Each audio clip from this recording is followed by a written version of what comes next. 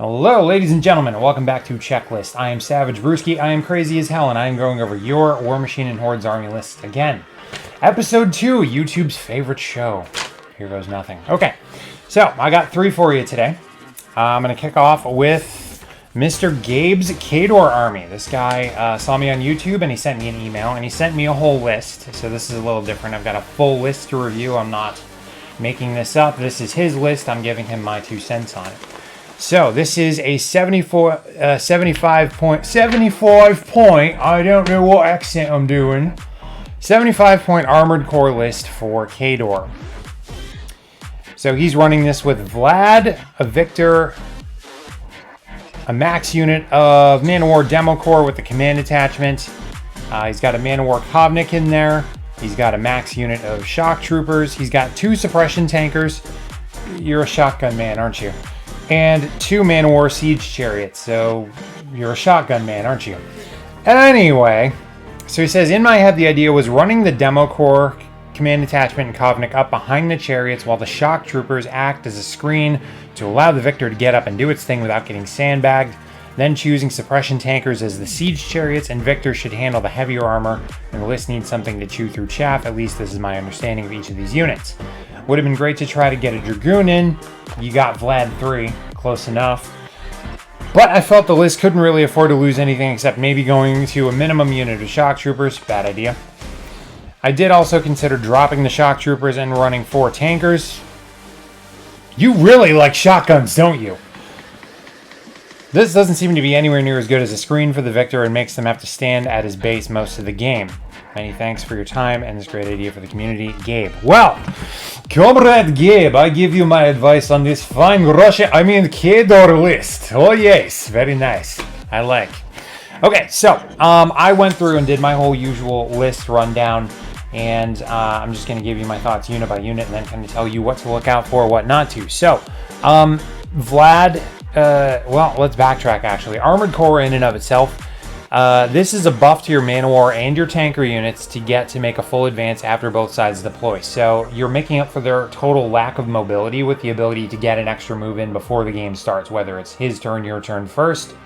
Both sides are down, you get to move.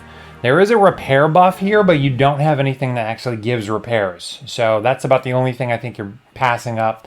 I noted that with your Kovnik as well. He's just got some unused stuff, but 75 points, I mean, you're going to have something that maybe doesn't fit perfectly.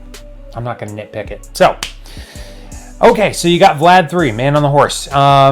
His feat, charge of the Horse Lords, Warjacks, and Cavalry get sidestep and sprint. Sidestep again, after hitting in melee, they can advance 2 inches. Sprint, after they destroy or remove from play something in melee, it can advance. Gives you a little bit of extra mobility. The problem is it's only Warjacks and Cavalry, which means you're really just looking at your Victor and your Siege Chariots. It's not capitalizing too much on that. Obviously Vlad will take advantage of that too, but there's not too much there. So he's not feat reliant, okay? His other abilities though, Blood Quench gets +1 strength and arm for every model it destroys in melee lasts 1 round. That can stack, so basically the more he kills in close combat, especially if you throw him into units, that's going to be very, very profitable for you. He's got Relentless Charge, so he gets Pathfinder. He's not going to have a hard time connecting in the charge. Reposition 3 if he doesn't run a charge. That's good to set things up if you kind of muff it 1 turn, but you don't want to rely on that too much. Use that as your last resort. Spells, dash friendly models in the control area, get +1 speed and parry. Flashing Blade, 1 basic attack with a weapon against every model in melee range. This is again Vlad's YOLO style. He just wants to get stuck into something and beat the crap out of it. So don't overdo that, otherwise you'll risk getting assassinated. But if you've got a squishy infantry unit, by all means let him just step on them. Hand of Fate, friendly model or unit gets an extra attack roll dice, discard the low dice. Helpful.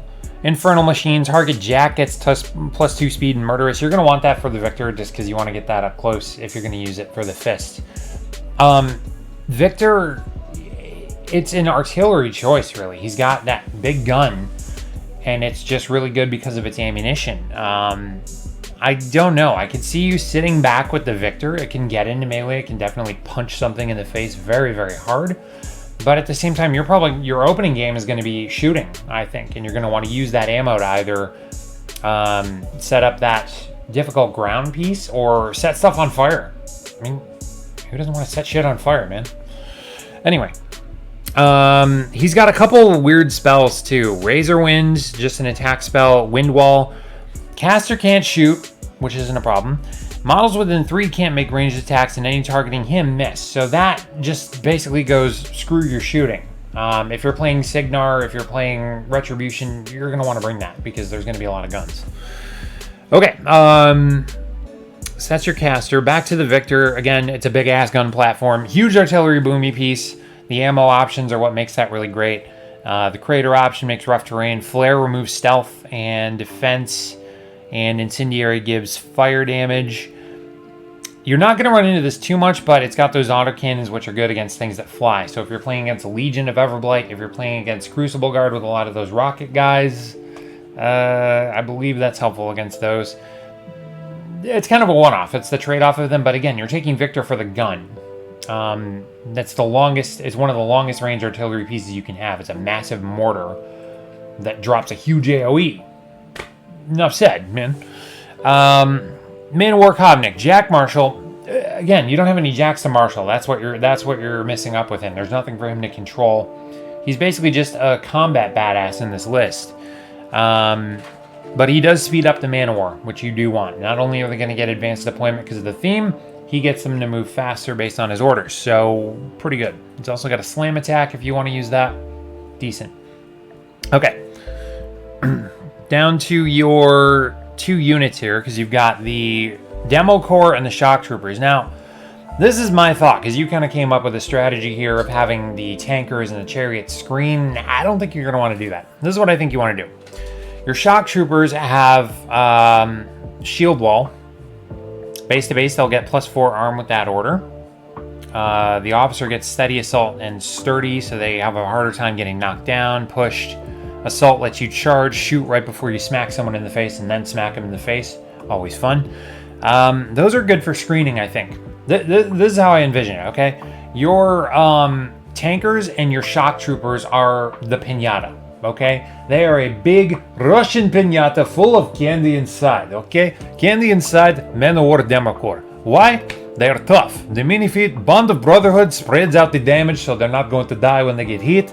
And then they have Vengeance, also known as Vengeance. Advance 3 inches when someone in unit is damaged and make 1 basic melee attack. Defensive line base to base, +2 def, can't be knocked down. Those guys are going to crack armor like Ivan Drago beat Sylvester Stallone in Rocky 4. Okay, going to happen. I bet my vodka. Yes, I know I went there. Anyway, hello, man. So, that's what I think you do. I think you actually run up your Shock Troopers and the Suppression Tankers. That's your screen. The Suppression guys, for the millionth time, you like shotguns. They are going to thin out your infantry and your squad so you're not outnumbered. Okay, they're also going to take the brunt of the hits. Your Shock Troopers are smack in the middle. They have their shield wall going. You get them up. You launch them into an attack. Your Demo Corps goes behind them, around them, beside them, whatever. Okay, that's what I think you actually do with these guys because they are the heavy hitters. They have the critical freeze on their weapons. Models become stationary. After they become stationary, they get additional, I think it's a damage dice against stationary models. They're only in melee, so you have to get them into close combat. You can't shoot. They have no other use. You just have to smack people in the face with them. But if you do that, those things can take out jacks. They can take out hard troops. They could be an assassinate unit, whatever. The downside here is these units are very small. They are tough, but they are small. You're going to have to use their abilities, desperate pace. You're going to have to get them up there, okay? I'm not going to say a word about the suppression tankers because I've already said shotgun to the face like 5 times. Siege Chariots. These are the other unit that can take advantage of Vlad's feat. But again, they're not really melee. They can hit things, they can definitely do some damage, but that's not your prime use. They can pop smoke for AoE screening. In other words, maybe I see you guys, I see you running them up the sides as well. You're kind of going to have a staggered kind of Christmas tree formation list. You're going to have Russian Christmas tree to shove where sun doesn't shine because that's Kador. up north. You know what they say. Anyway, you're going to send those up the side because they can pop smoke within 3 inches of them. Their heavy gun has a slam attack, power 20. That thing is massive, but it's not acting like artillery. It's acting like a high-powered sniper. So I see you using this to crack jacks before you get there. I don't see it as useful against infantry because it's not area of effect. It's just high strength. It's like a single shot. That's why I say it's more like snipers. That said, use that to take out your jacks, and then your man of war can be used to take out infantry. Victor should be setting them on fire or blowing them up or laying down that cover in the first place. Vlad can jump in and take stuff out as he pleases. That's what I see the list doing. I can't put it a better way than to say this is a Christmas tree to be shoved up your opponent's rear end. I like the list. I think in terms of what you're dealing with, you're gonna have a harder time. With shootier armies like Signar, like the Retribution. I could definitely see this being a lot harder to use with infantry heavy lists because it relies so heavily on the Victor and the suppression tankers for those. The siege chariots, the man of war, if you're outnumbered with troops, they're only going to last so long. So I think if you're running against something that is quite literally a horde army, you're going to have trouble with those. The other thing is you are going to be really tempted to run Vlad in. His whole spell list and everything he does is geared to it. You want to get him in. You want him just smacking infantry, maybe even setting up for an assassination run. And he could do that. Well set up, he could do that. But you also run the risk of overextending him. So be careful that you don't in turn get assassinated, because that is his whole thing of moving up. So anyway, I really appreciate it. That's my take on your list, Gabe. Hope you like it. All right. So next list. This is a 25-point Trollbloods list from Impaler on Reddit. Hopefully I got your name right. So he was really pumped about this list. It is a 25-point Creel Company list, using a lot of stuff I've never even seen before. Honestly, I don't know much about. I don't know as much about hordes, but these are models that I had never really even looked at, considered nothing, and it really is. It's kind of interesting. I could see this being really fun. It's also very tricky to use, so you gotta really weigh this one out. So his list is Grim Angus 1. In his battle group, he is taking a Pyre Troll, a Troll Axer, and a Troll Impaler. And then he's going to be bringing a Troll Whelp, max unit of Pig Burrowers, and a max unit of Pig Bushwhackers with the Officer and the Mortar. Okay, so what do we got? First off, for the theme bonus, again, Creel Company, solos get Mark Target. The only fun thing here is we really only have one solo. Friendly models get +2 range attack rolls against enemy models within 5 inches of the model with marked target and in line of sight, which means your Troll Whelp has to be running around up near the other guys to get that in. The thing that's going to be more handy for you is you get to re-roll the starting roll for the game one time. So if you wanted to go last and you're going first, you could re-roll. If you wanted to go first and you're going last, you could re-roll. Enough said. Some people like that nail in the coffin approach and taking turn 2. I don't know, might be your thing. I could really kind of see that working with Angus because he's a little bit interesting. He is a control and a debuff caster. He's really not a fighter in and of himself. He's got a lot of juicy abilities with his gear. His spells are pretty good. His feet spread the net. In his control range, enemy models get -3 defense, so they're easier to hit. Enemies beginning their activation in the control range get -3 speed, and they can't charge or make power special attacks. So you're setting up a kill box. You're setting up an area where the enemy is not going to be able to charge you. Their defense goes down, so they're easier to hit. You're essentially dictating where and when the fight is going to happen. You got to make the most out of it, though. That's the thing. Okay. Rules. He's got Pathfinder. He's got Tough. He's got Takedown. Enemies disabled in melee can't make Tough rolls. If they're boxed, they're removed from play. This just basically removes any possibility of trap or blow up type rules. He's got True Sight, so he's going to be ignoring stealth. He's going to be ignoring your Cryx and your Ghostlies and all that stuff. Weapons. This is where Angus comes in. It's really in his guns, okay? He's got a melee option, but it's just kind of He's got Headhunter, which baits. War beasts in his battle group get +2 movement when charging a model damaged by this gun. So you shoot a model with this thing. If it takes damage and something else wants to charge it, they're getting an extra 2 inches. It allows his battle group to get into melee a lot easier. The snare gun has really short range, but if you hit a model with it, it gets knocked down. Doesn't even matter if you damage it. If you just hit it, it's knocked down. I don't believe this is only applicable to infantry or jacks, which means you could use either. Knockdown is going to come in handy when you're talking about your pirate troll and setting shit on fire. Melee, again, is meh. I don't really see him as amazing in melee. I guess you could if you really had to, but he's a shooter, honestly. He's a controller and he's a shooter. He's not doing the dirty work. He's setting up his battle group to do it. Spells. Man Trap is an AoE spell. Knocks down warrior models. Again, knocking down in the pirate troll for fire is going to be really handy. Marked for death. Model or unit gets -2 death, loses stealth and incorporeal, and can't get it while active, and that is an upkeep. If you have a unit that you know your opponent is going to want to give stealth or incorporeal to, and you want to prevent them from doing it, there you go. The problem is you have to upkeep it if you want to keep that going on. You got to use your fury wisely on that. Return fire. Friendly model targeted by enemy range after that's resolved gets 1 melee or ranged attack. That is great for baiting. If you have something you know your opponent's going to want to whittle down, set this up and they'll be able to make an attack on them. Even in the opponent's turn, which I can see is really handy. You're basically getting a free shot at them. Wield Secrets. Friendly model unit gets Pathfinder and Hunter. Hunter ignores cover when making ranged attacks. That gets your guys moving faster and shooting and ignoring the buff of cover on your opponent, if I've got that right. Okay. On to your battle group. You've got a Pirate Troll. It's a ranged fire area of attack. If this guy gets hit in melee, he actually sets guys on fire, continuous fire, which is handy. His Animus Flaming Fist gives another friendly model +2 to melee damage and immunity to fire. Adds continuous fire to their attack. You can either set stuff on fire, or if you're playing something like Menoth, ignore it. I can see that working both ways. It's just going to be dependent on your meta, on who you're playing. You got a Troll Axer. This guy is a straight-up brawler. Thresher means it's a star attack, 1 melee attack against everything in line of sight, and 2 inches the melee range. In other words, if he's surrounded by troops, they're all getting smacked in the face.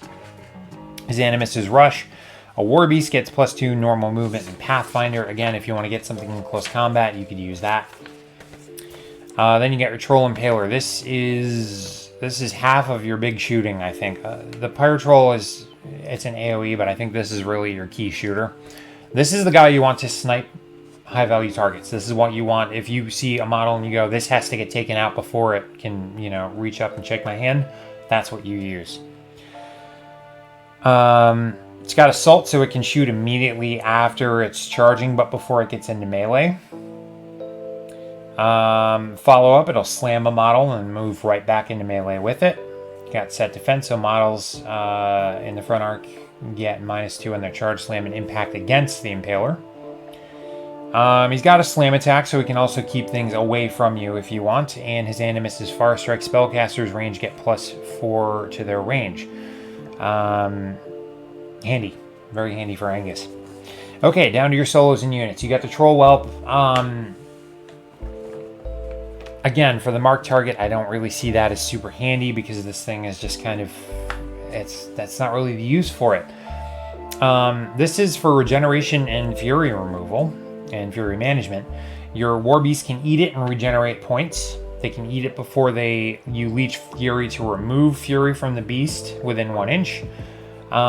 You can also spawn this off of a War Beast when it's damaged. It's basically a chunk of a troll that falls off and starts walking around saying, "Where's my daddy?"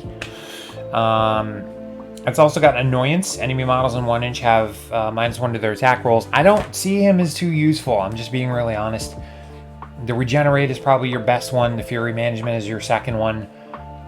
You could, for safety's sake, have him drop off after one of your trolls is injured, but you're adding time to how long you can actually use it. I don't think the Annoyance is going to come into play, and he's got a 1 inch limit to everything he does. So he's basically tagging along with Daddy, or you're waiting until he falls off Daddy. Helpful, but it's going to be really, really dependent on what's going on. And again, he can't take advantage of the theme bonus. Your 2 units. This, I don't have a better way to say this, man, so I don't think this is the wrong way. This is ballsy. Your pig guys are ballsy. The Burrowers, they have scout and advanced deployment up to 20 inches in the start of the maintenance phase. After turn 1, they can deploy within 4 inches of their marker beyond their deployment zone. They can also be dug in and get cover and resilience. They have very short-range guns.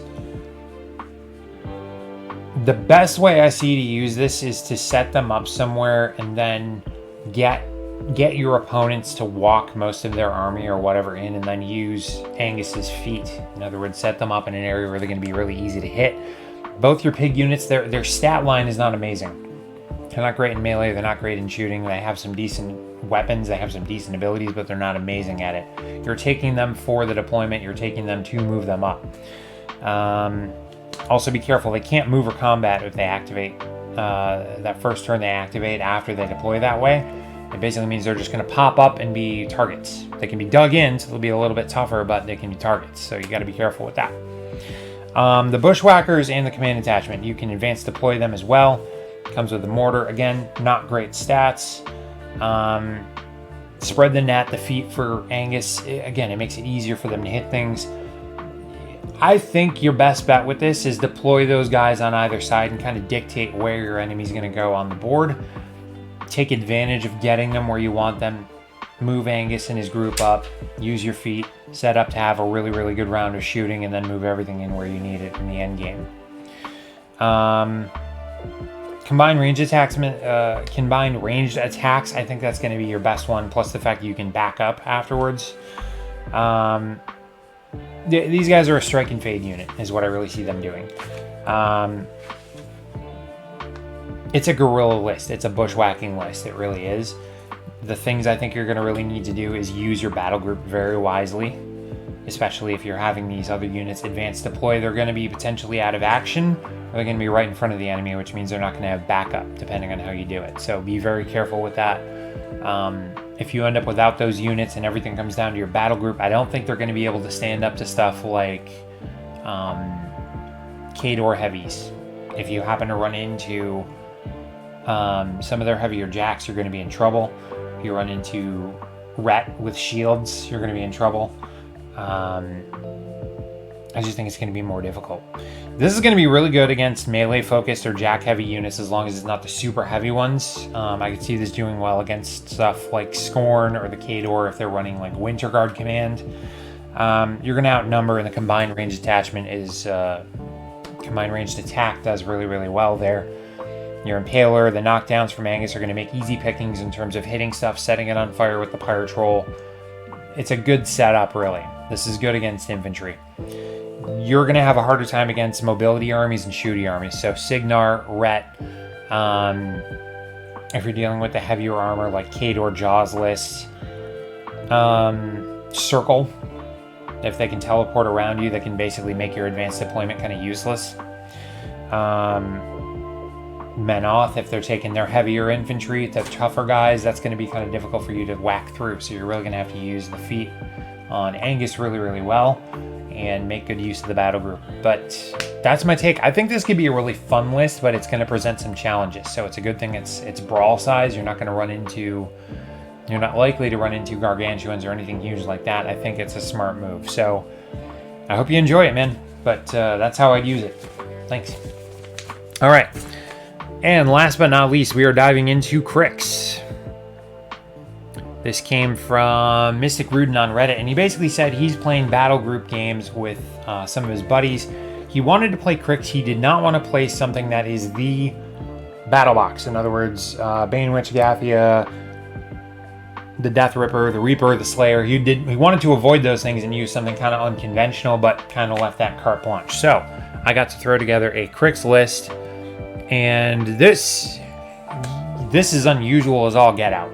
I'm using things I've never even seen on the board here again. You're going to take Venethrax. I love the model, first off. I like the fact that he's half dragon. He's a big guy running around with a sword. And I like his mixed bag of abilities. Okay, his feat, Vengeance of the Dragonfather. Enemy models can't give focus or leech fury in the control zone. you're just predicting what your other guys are going to do, what your opponent's going to do. He can't really buff things. He can't really give extra to Jax. He can't really take it and suddenly cast a bunch of spells. That sets you up for a good turn. Takes souls, so it gives him more focus. Has Dismember, additional damage die against War Beast. This guy is geared to be an anti-Hordes list, I know, but that's still pretty cool to have. If you're playing another Hordes list, it's gonna just smack the crap out of them. Countercharge to his battle group. Can charge models that advance and end within 6 inches of the model. So if you have someone that poorly times a charge based on where they are and they fall up short, they can't quite get in, you immediately charge them and lock in. It'll give you a speed advantage. That's something you can think with. And if you're playing Battlebox games, newer players, not that I like encouraging you to make mincemeat out of them, but you're going to pretty much do that if they mischarge. So better learn fast, guys. All right. His weapon, Wormbane, creates an ash cloud. When it boxes a model, that becomes a hazard in terrain for 1 round. I don't think you're going to get too much use out of that. Spells, Blood Rain, corrosive damage. Who doesn't like melting things to acid? Deadweight, when it destroys a model within 2 inches has to forfeit movement or combat, your choice. Again, I don't think you're going to use that because this is a battle group game. There's no squads. Unless you have one of those weird rare casters with a unit or something, I don't think you're going to run into that too often. You are going to want to use Lamentation. That's a self spell. Enemy casters has to pay double if it's in your control range. In other words, if he wants to cast a spell that costs 2 focus or fury, he's going to have to pay 4. And it lasts with your upkeeps too. So you're going to keep him from doing things that he may want to do. It's going to cost him a lot more to do. Very handy. Mortality. Target suffers -2 defense, armor, loses tough, can't remove damage for 1 round. That's going to set you up to kill things. Makes it easier to smack them, hit them, and it makes them a lot less resilient. You're going to want that on tougher Jax. If you're fighting like a melee type caster, an assassination caster, set that up on and they'll think twice about charging you. Terminal velocity. Jax can charge and make power attacks without using focus, and they have boosted melee attack rolls against living models. Whew, that's nice. That's going to be handy. All right, so on to the battle group. You're going to have a Ripjaw. You're going to have a little Cheeky Walker Jack here. Now, this guy's an arc node, so you can use him to extend your spell range. Powerful attack, 1 focus to boost all rolls with the attack. That's really handy, and that's going to be highly underestimated. Most players, if they haven't seen these models, will look at it and not know what it is just by the look of it, so you have an advantage there as well.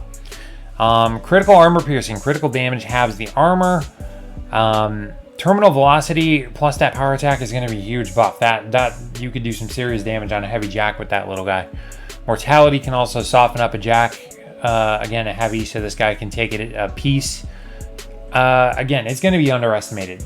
I've never played a game where I wasn't constantly just cracking jokes and or shitting on Chicken Jack, so I think you're going to like that. All right, next we are going for Seether, and he's going to be joined by Amy Lee. Oops, wrong genre. Sorry. He's your heavy beat stick. Why did I take Seether? He's got high strength. He's got counter charge. It's kind of useless with the battle group ability, the field marshal ability from Venethrax himself. But he has Berserk, so he has to charge something after he kills something in melee. He's got Uncontrolled Rage, has to run or charge every turn, no focus spent to do so. So this guy's going to be moving up the field with no focus spent to do that. It's going to make the most out of getting him into melee and killing things very, very quickly. Nice little plus here. He can add his tusk to his headbutt. Most new players and battle group players aren't going to be thinking that or expecting it. He's a fire and forget rage machine. Send him off to the other end of the board, let him smack things to his heart's content, and he's going to do some serious damage. That's very simple to use. I mean, who doesn't like a Berserk Jack coming right at them? Well, your opponents, obviously, but you knew that. Anyway, and last but not least, we're going to take a Helldiver. This little guy, I swear I want to call him Sebastian the Crab. Burrow, advanced deploy, so he can be dug in at the start. He can distract from the Seether. Okay, if I know this thing's going to be coming at me and hit me in 2 turns, and I've got this other thing burrowed right next to me that'll hit me in 1, I'm obviously going to put some attention on it. So this is a good distraction. Drag Below is kind of useless because you're, again, not going to be using it against infantry. You don't really have anything but Jacks to play with in a battle group game. Again, I think what you're going to want to do here is just utilize your spells. Use the Ripjaw to channel them through the arc node. It's going to give you the range. Your Seether is the guy that's going to get most of the work done. Venethrax can come in and finish up. The Helldiver can come in and finish up, but also use its advanced deployment to dictate where your opponent's going to go, what he's going to focus on. This is a very unconventional list. I don't think this is going to do well in a tournament setting. If you're playing more seriously, more competitively, I could see this really getting ripped to shreds. But at the same time, I think you have a lot of nasty tricks you can play with this list. And I think nobody's going to be expecting it. And again, none of it is your standard Cryx Battlebox. This is all random. It's all cobbled. But I think it's going to work very well together, and if you use everything right, if you use the spells right, especially Lamentation, I think is going to be killer. You're going to render your opponent's caster damn near useless, I think. So there's your list. All right, guys. So that's going to do it for this week. Again, if you want me to review your army and give you my take on it, go ahead and leave me a comment below. Leave a like, leave a subscribe. We're almost to 100 subscribers. First milestone. Hells yeah. Send me your list. I'll be happy to throw them into the next checklist. Stay savage, guys.